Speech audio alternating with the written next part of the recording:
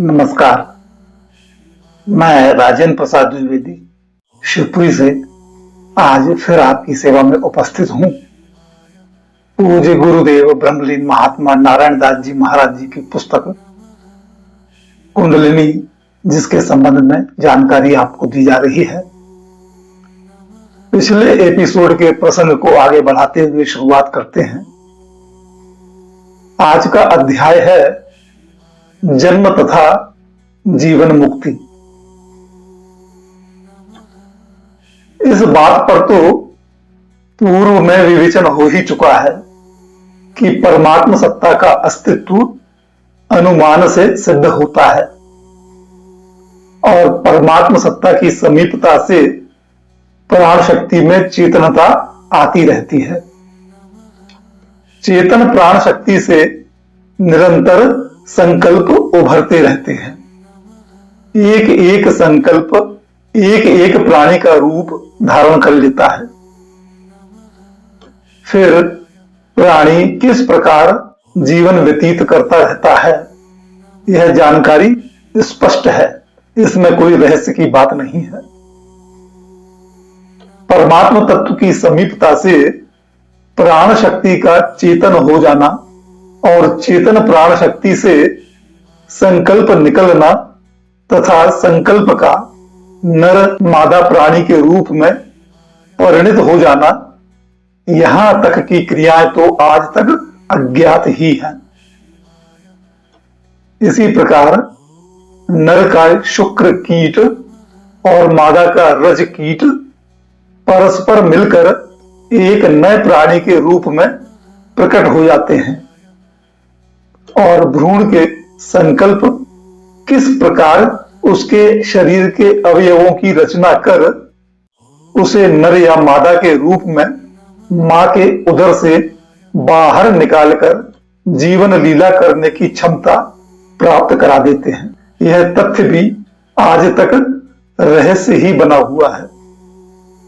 हां, मां के उदर से निकलकर आए हुए बच्चे को देखकर इतना अवश्य कहा जा सकता है कि बच्चे के अंदर संकल्प उभरते रहते हैं और उनसे बच्चा शरीर के अवयवों में हरकत करता रहता है। कभी हंस देता है, कभी रो देता है, कभी हाथ हिलाता है तो कभी पैर, कभी आंखें खोल देता है तो कभी बंद कर लेता है, इत्यादि। बच्चे की हरकतें जिस किसी आधार के सहारे होती हैं, उस आधार को ही हम प्राण शक्ति कहते हैं। इस प्रकार बच्चे के जन्म लेने की कथा कुछ ज्ञात और कुछ अज्ञात सी है। हां, ज्ञात की अपेक्षा अज्ञात ही अधिक है, किंतु यह सत्य है कि जन्म से अवसान तक की घटनाओं के रिकॉर्ड रखे जा सकते हैं। मृत्यु के बाद क्या फिर वही व्यक्ति जन्म लेता है या नहीं, इस बात पर अब विवेचन करना है। पुनर्जन्म के बारे में बताते हैं गुरुजी के क्या विचार हैं इस संबंध में। पुनर्जन्म पर विचार करने से पूर्व हमें व्यक्ति की उस स्थिति पर ध्यान देना आवश्यक है जबकि उसकी मृत्यु होने ही वाली है। विचारणीय है कि व्यक्ति की स्वाभाविक मृत्यु की बेला उस समय आती है जबकि उसकी समस्त इंद्रियां काम करना बंद कर दें।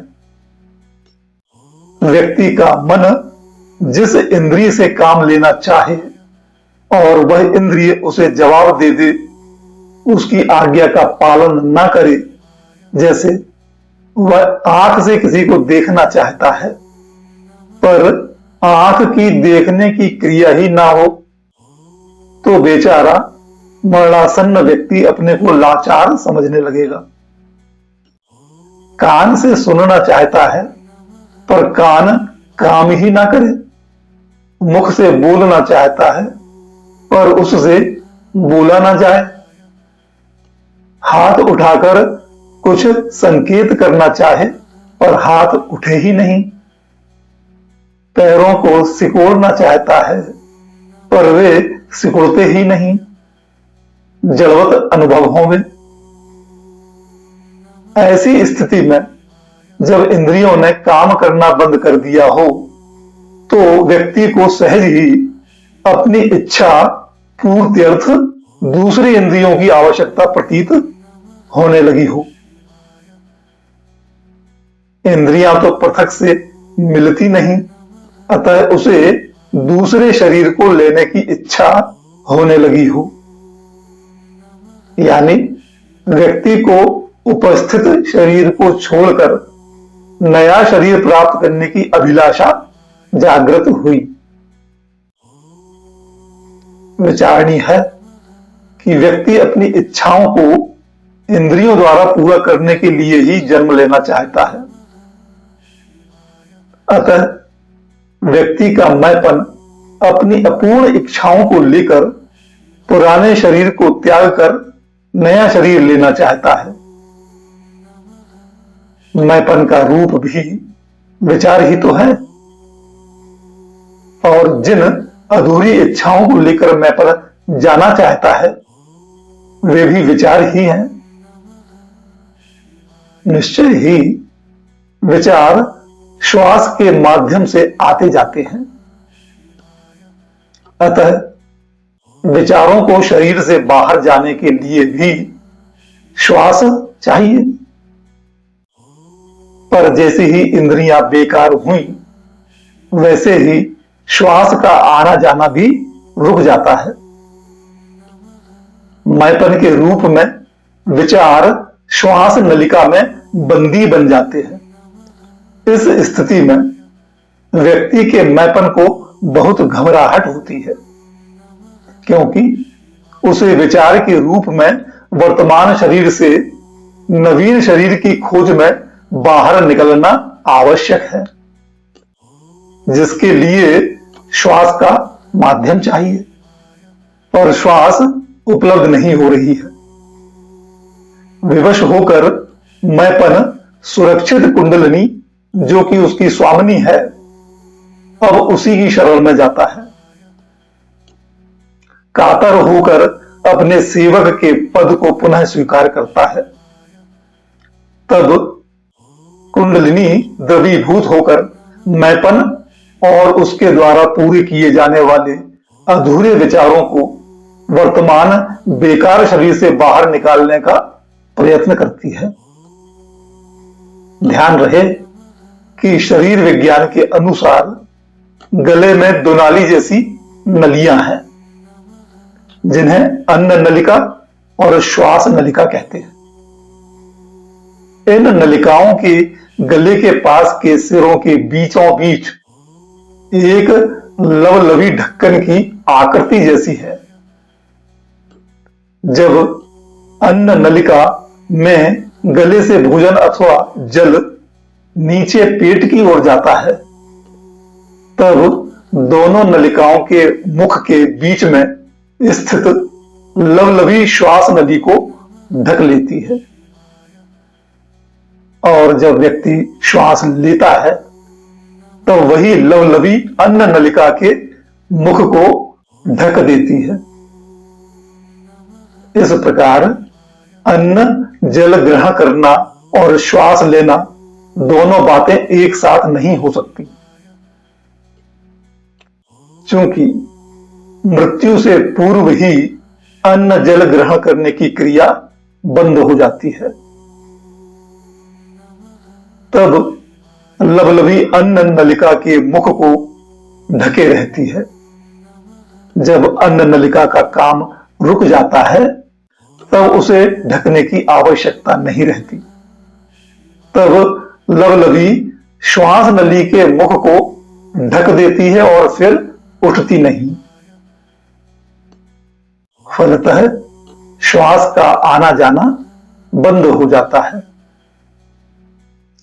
तब सुरक्षित कुंडलिनी शक्ति श्वास नलिका के मुख पर पड़ी लवलवी को जोर से धक्का देती है। धक्के से लवलवी ऊपर को उठ जाती है और मैंपन अपने अधूरे विचारों को लिए हुए श्वास नली से बाहर निकलकर जो कुछ भी उसे श्वास मिली उसी के माध्यम से बाहर ईथर में आ जाता है। ईथर में पहुंचते ही सर्वत्र व्याप्त प्राण शक्ति के माध्यम से ईथर में विचरते हुए ऐसी विचारधारा को खोजता है जो कि उसकी विचारधारा के सजातीय हो। ऐसी विचारधारा उस गर्भिणी माता की हो सकती है जो मैंपन जैसे अधूरे विचारों को पूरा करने की सोचती रहती हो।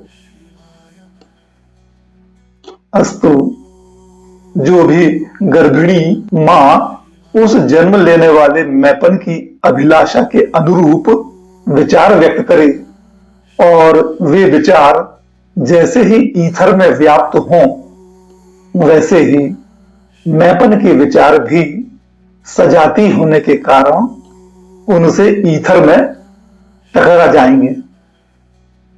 टकराते ही गर्भिणी मां की श्वास के माध्यम से मैंपन की विचार तरंगे गर्भिणी मां के उदरस्थ भ्रूण के मस्तिष्क में स्थान बना लेंगी और उस भ्रूण के शरीर को ही यह इच्छुक मैंपन की विचार तरंगे अपना नवीन शरीर मान लेंगी। इस रीति से व्यक्ति का मैंपन पुनः नवीन शरीर ग्रहण करता है और इस प्रकार नवीन शरीर धारण को पुनर्जन्म कहा जा सकता है।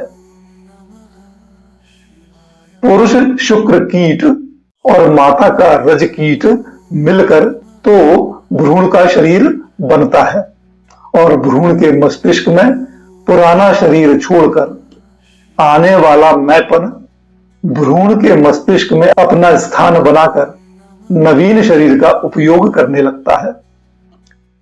भूत प्रेत इत्यादि के संबंध में गुरुदेव के क्या विचार हैं वो आप सुन लीजिए। कभी कभी ऐसी भी चर्चा सुनने में आती है कि कुछ लोग जन्म तो लेते नहीं, वे मृत्यु के उपरांत भूत प्रेत आदि बनकर लोगों को सताते हैं। कभी कभी लोगों की मुरादें पूरी करने में योग भी देते हैं।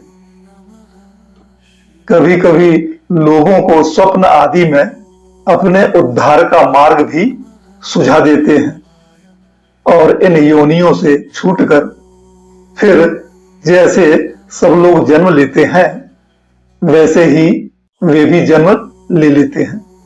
ऐसा क्यों है? विचारणीय है कि व्यक्ति का मैंपन अपनी इच्छाओं को शरीर के माध्यम से पूरा करता है। जब मैंपन की इच्छाएं पूर्ण नहीं हो पाती और इच्छा पूरी करने का माध्यम शरीर बेकार हो जाता है तब मैंपन नवीन शरीर ग्रहण करता है। मृत्यु के उपरांत मैंपन अपनी अधूरी इच्छाओं को लिए हुए कुंडलिनी शक्ति की सहायता से ईथर के मार्ग से अपने सजातीय विचार वाली गर्भिणी मां के विचारों से मिलकर भ्रूण के मस्तिष्क में स्थान बना लेते हैं। अब यदि किसी व्यक्ति की मृत्यु स्वाभाविक रीति से ना हो और उसे कोई कत्ल कर दे अथवा बुरी तरह से वेदना पहुंचाकर मार डाले या गला घोंट दे, कुएं में ढकेल दे अथवा अचानक व्यक्ति के ऊपर मकान गिर पड़े और वह दबकर मर जाए, पानी या भोजन के लिए चिल्ला चिल्ला कर तड़प तड़प कर मरे और वह अपना बदला लेने की भावना से मरे तो वह भूत प्रेत बना भटकता फिरता है। उसे ही प्रायः भूत प्रेत आदि कहते हैं। सारांश यह है कि यदि किसी व्यक्ति की मृत्यु बदले की भावना लिए हुए हो जावे तो ऐसे व्यक्ति का मैंपन अपनी बदले की भावना जैसे विचारों का चिंतन करने वाली गर्भिणी मां को सहज ही प्राप्त नहीं कर पाता। ऐसी स्थिति में वह बदले की भावना वाला मैंपन सहज भाव से जन्म नहीं ले सकेगा। उसकी विचारधारा उस समय तक भटकती ही रहेगी जब तक कि उसे वैसा योग न मिले। कभी किसी के मस्तिष्क में श्वास के माध्यम से प्रवेश करने की चेष्टा करेगी, कभी किसी के। जिसके मस्तिष्क में उस जैसे संस्कार होंगे, उस व्यक्ति के मस्तिष्क में वह घुस जाएगी। तब उसकी स्थिति और ही प्रकार की हो जाएगी।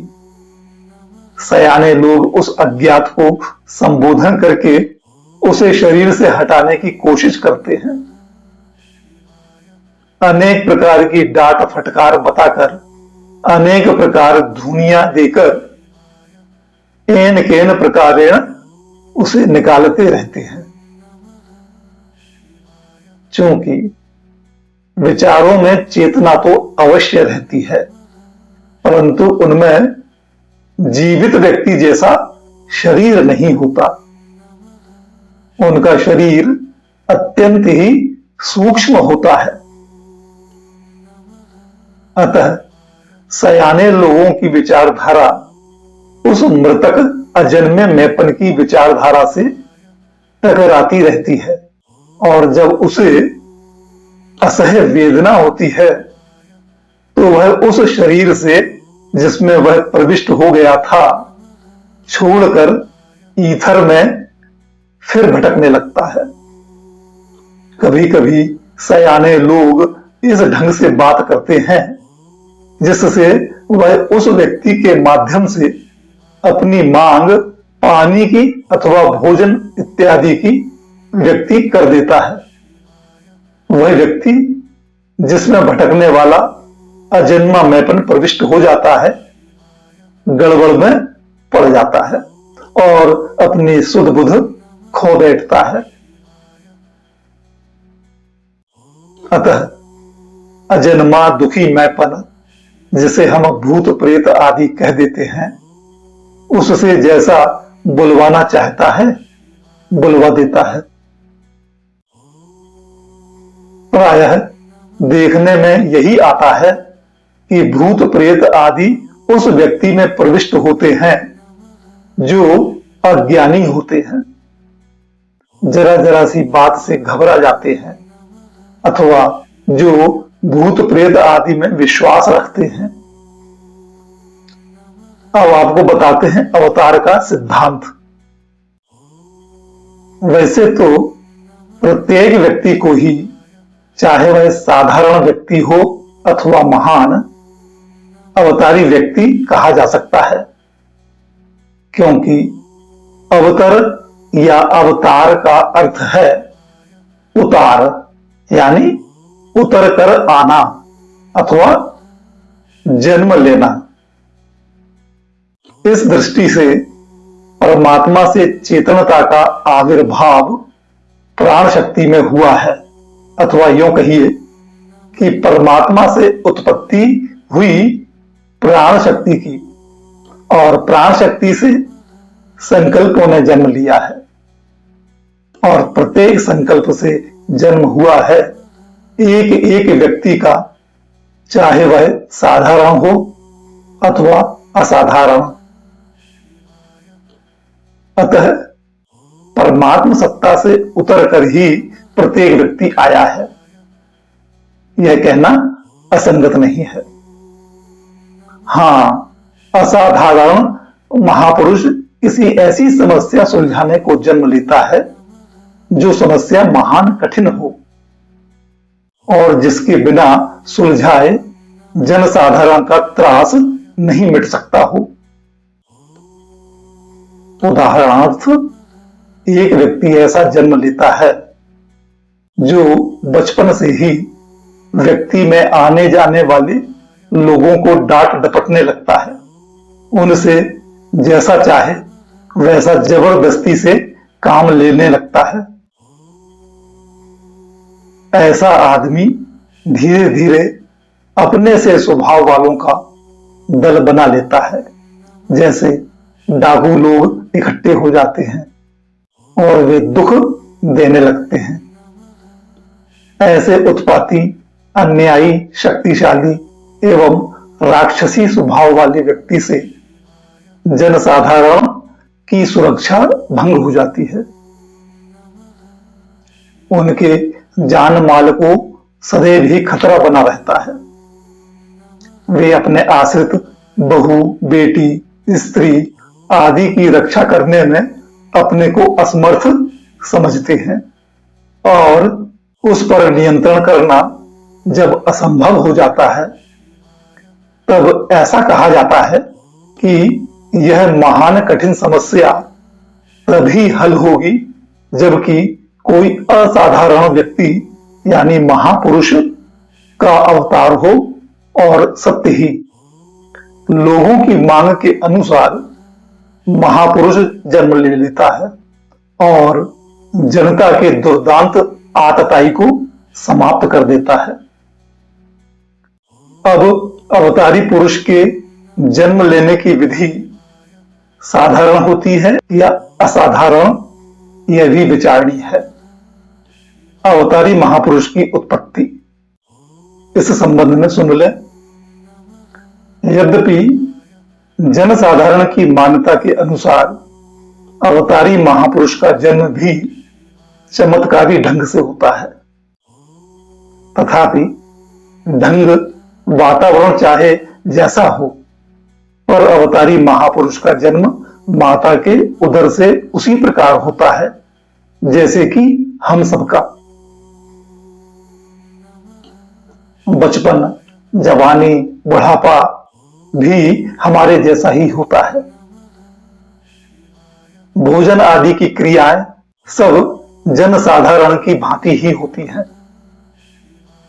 विशेष अंतर है उसकी सूझबूझ में, शक्ति में, संचालन व्यवस्था में तथा कर्म करने के कौशल आदि में। यह तो हम जान ही चुके हैं कि व्यक्ति जन्म लेता है अपनी अधूरी इच्छाओं को पूरा करने। अब विचार कीजिए कि यदि किसी को कोई सतावे तो प्रायः वह पीड़ित व्यक्ति उससे बदला लेने की चेष्टा करता है, किंतु यदि सताने वाला अधिक बलवान है और उस पर काबू नहीं चलता तो वह अपने सहायकों का गिरोह बनाकर उससे बदला लेगा। अतः स्पष्ट है कि अत्याचारी के द्वारा सताए गए लोग जिनकी हत्या कर दी गई होगी और जिनमें उस अत्याचारी से बदला लेने की शक्ति नहीं होगी, वे जन्म जब ही लेंगे जबकि उस अत्याचारी को मार डालने की उनमें क्षमता आ जाएगी। अस्तु, अत्याचारी बलवान व्यक्ति के द्वारा मारे गए लोगों की विचार तरंगें मृत्यु हो जाने के उपरांत उस समय तक ईथर में घूमती रहेंगी और प्रतीक्षा करती रहेंगी जब तक कि वे उस आतताई अत्याचारी को दबाने में उससे अधिक शक्तिशाली न हो जाएं। जब वे समर्थ हो जाएंगी तब वे एकत्रित हुई शक्तिशाली विचार तरंगे अत्याचार से पीड़ित किसी गर्भिणी मां के द्वारा व्यक्त हुई उसकी विचार तरंगों से सजाती होने के कारण उनसे मिल जाएंगी और उस मां की श्वास के माध्यम से उसके भ्रूण के मस्तिष्क में स्थान बना लेंगी। समय आने पर मां के उदर से वह भ्रूण जब बालक बनकर बाहर आएगा तब वह बालक ऐसे ही कार्य करने लगेगा जिससे कि उस अत्याचारी का दल बल सहित संहार हो जाए। समयानुसार निश्चय ही वह शक्तिशाली बालक उस दुर्दांत अत्याचारी का अंत कर देगा।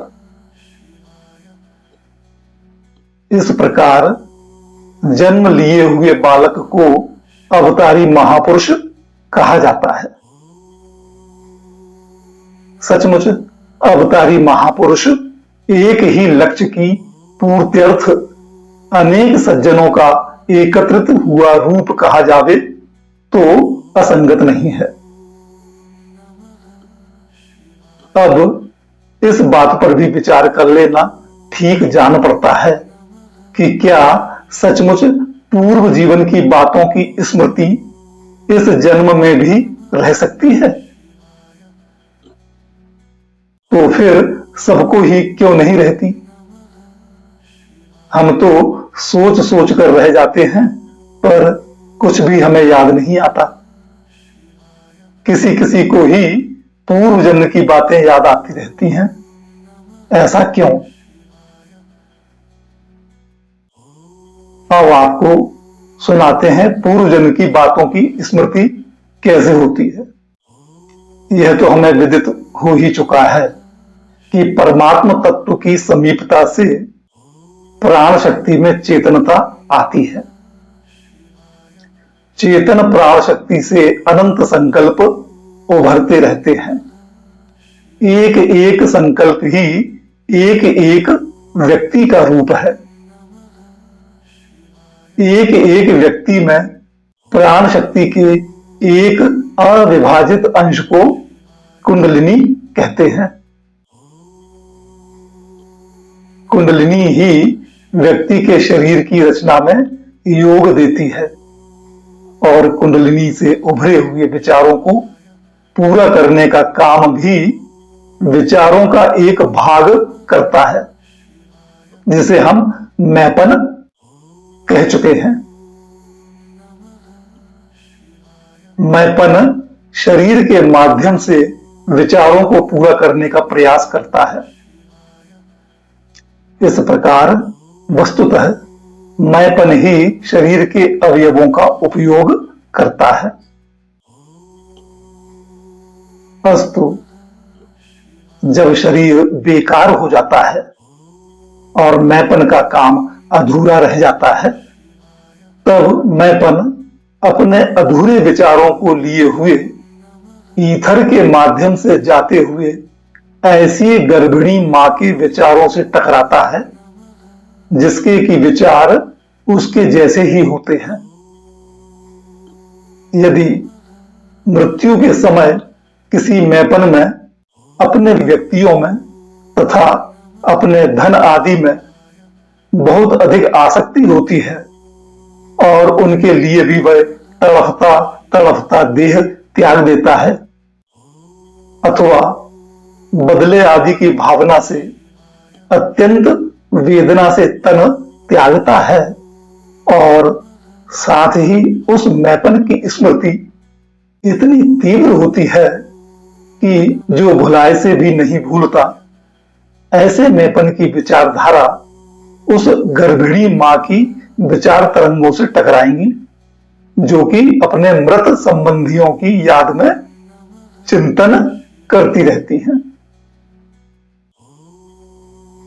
चूंकि गर्भिणी मां की विचार तरंगें और मैपन की विचार तरंगें सजातीय हैं, अतः वे सहज ही आपस में मिल जाएंगी। इस प्रकार मैपन की विचार तरंगें इस गर्भिणी मां के भ्रूण के मस्तिष्क में स्थान बना लेंगी और यह भ्रूण बच्चा बनकर उत्पन्न होगा। तब वह अपने ही विचारों के अनुसार बरतेगा। ऐसे बालक को अपने पूर्व जन्म के उन परिवार आदि के सदस्यों की बातें नवीन जन्म में भी याद आ जाती हैं, जिनसे कि वह शरीर छोड़ते समय पृथक नहीं होना चाहता था। सचमुच उसे उनमें ही रहने की अत्यंत तीव्र उत्कंठा थी, किंतु उसके ना चाहते हुए भी लाचारी से उसका शरीर छूट गया। इस स्थिति से मृत होकर जिस व्यक्ति ने जन्म लिया है उसे पूर्व जन्म की बातें याद रहती हैं। विशेषकर ऐसे बालक की स्मृति उस समय जागृत हो जाती है जबकि कोई उसके पूर्व जन्म के संबंध की चर्चा चलाए अथवा कोई ऐसी घटना घटे जो कि उसके पूर्व जन्म जैसी ही हो। ऐसी स्थिति में उसके पूर्व जन्म के संस्कार उभर आते हैं, किंतु साधारणतया इस नवीन जन्म के संस्कार इतने अधिक हो जाते हैं जिससे उसके पूर्व जन्म की स्मृति धूमिल होने लगती है और धीरे धीरे बिल्कुल ही दब जाती है। हाँ, कोई विशिष्ट प्राणी ही ऐसा होता है जिसे आजीवन पूर्व जन्म की स्मृति बनी रहती है। कभी कभी ऐसा भी हो जाता है कि पूर्व जन्म की स्मृति इतनी तीव्र हो जाती है कि वह जन्म लेकर भी उसकी स्मृति में छटपटाता रहता है और जब उसे कुछ भी ऐसा स्रोत मिल जाता है कि उस व्यक्ति ने जिस पर वह अत्यंत आसक्त था अमुक स्थान में जन्म ले लिया है तो ऐसा व्यक्ति इस जन्म में भी यथासंभव उसी के पास रहने की चेष्टा करता रहेगा। उसे कितना भी भुलाओ वह भूलेगा नहीं। परंतु ऐसी घटना कभी संयोग से किसी बिरले की ही होती है। ग्वालियर में एक कायस्थ वकील की पूर्व जन्म की बहन थी जो एक ब्राह्मण के घर मथुरा में रहती थी। जब वे वकील साहब 3-4 वर्ष के ही थे कहने लगे कि मुझे मथुरा भेज दो, वहां मेरी बहन है। कौतूहलवश उन्हें मथुरा ले जाया गया। बहन भाई को देखते ही उनसे लिपट गई और बहुत रोकने पर भी वह वकील साहब के यानी उस बालक के घर आ गई। उस बालक के पिताजी ने उन्हें एक कमरा अलग से दे दिया। वे वहीं रहने लगी और वे वहीं बूढ़ी हुई। उन्होंने अपने पूर्व जन्म के भाई को तभी इस जन्म में छोड़ा जबकि मृत्यु ने ही उन्हें पुनः छुड़ा दिया। भाई बहन के प्रेम की यह पराकाष्ठा हो गई। इतनी गहरी आसक्ति के विचार ही जन्म लेकर पूर्व जन्म की स्मृति को हरी बनाए रखते हैं। यहां तक तो हम जन्म संबंधी चर्चा कर चुके हैं। अब प्रश्न उठता है कि क्या व्यक्ति जीवन मुक्त भी हो सकता है? यदि हो सकता है तो अब इस पर ही विचार किया जा रहा है। जीवन मुक्ति, इस संबंध में गुरुजी के विचार जानिए। जनसाधारण का यह अनुभूत तथ्य है कि प्रत्येक व्यक्ति के आने जाने की क्रिया इच्छा से होती है। जब तक आने जाने की इच्छा व्यक्ति को नहीं होगी तब तक आना जाना व्यक्ति का नहीं हो सकता। अस्तु, जन्म लेने का आधार इच्छा है।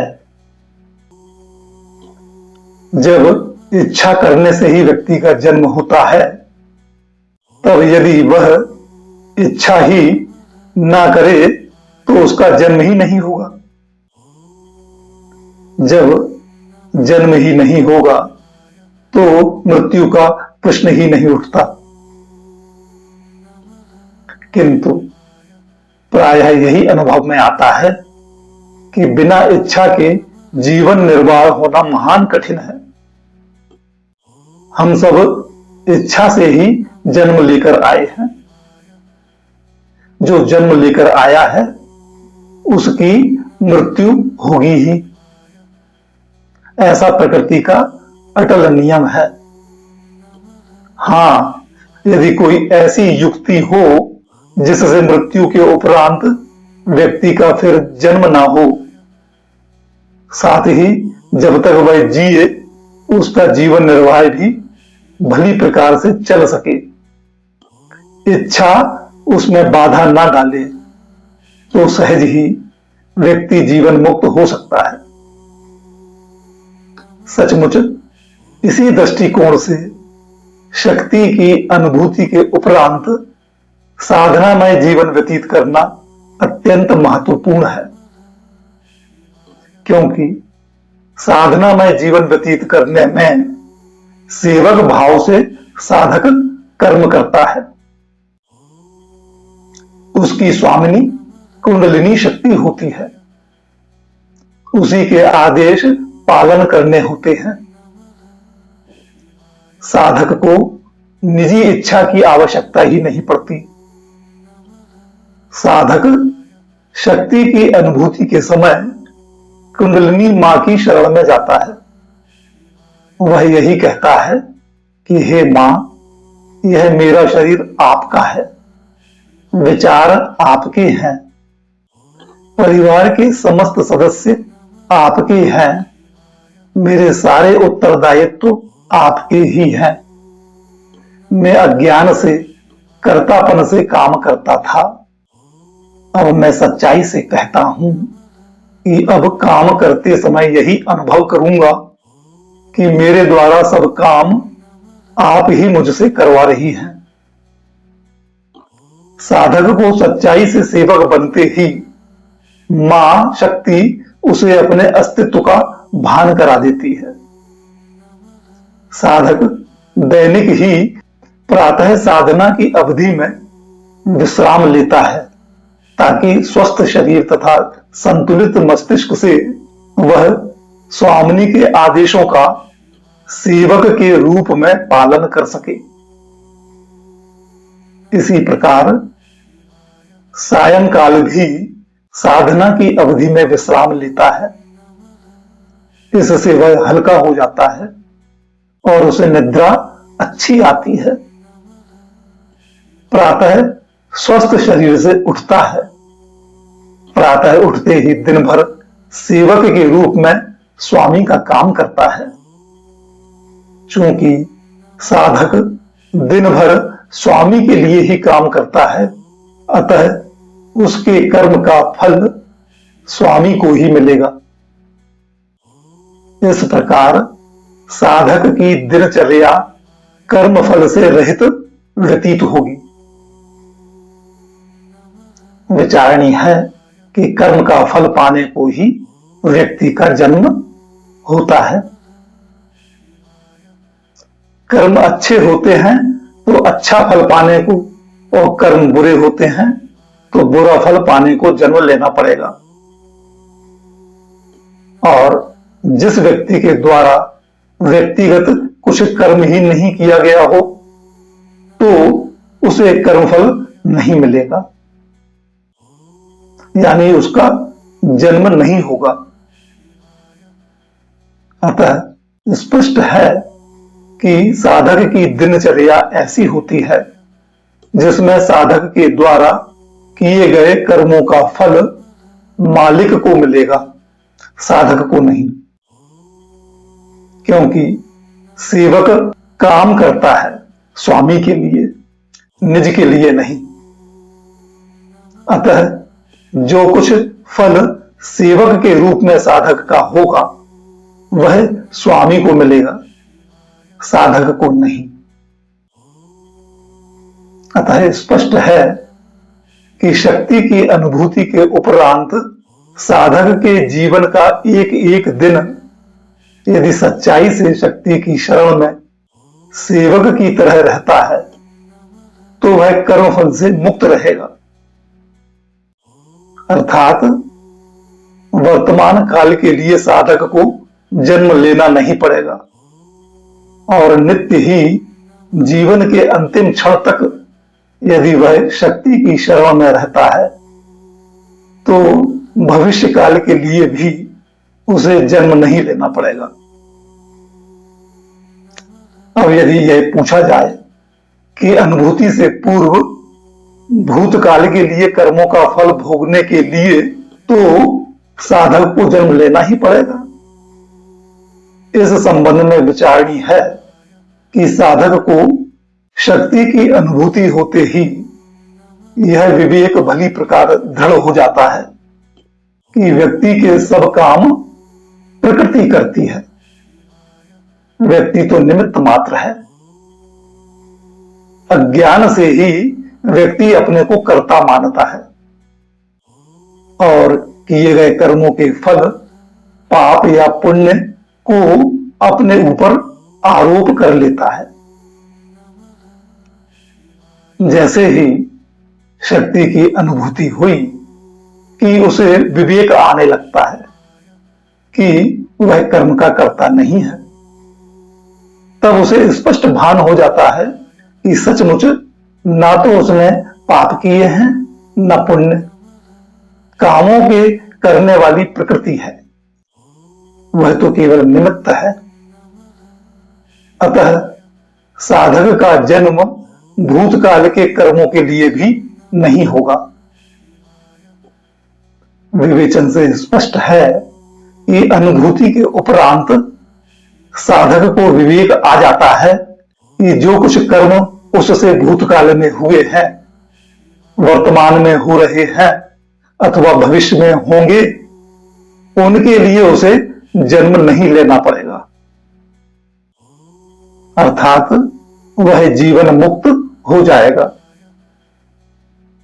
अस्तु, जैसे ही शक्ति की अनुभूति करके साधक सच्चाई से दैनिक जीवन व्यतीत करने लगता है, वैसे ही वह जीवन मुक्त पथ पर चलने को सहज ही अग्रसर होने लगता है। ऐसा कहना असंगत नहीं है। आज के लिए इतना ही। कल फिर आपकी सेवा में उपस्थित होंगे। तब तक के लिए जय सिया राम।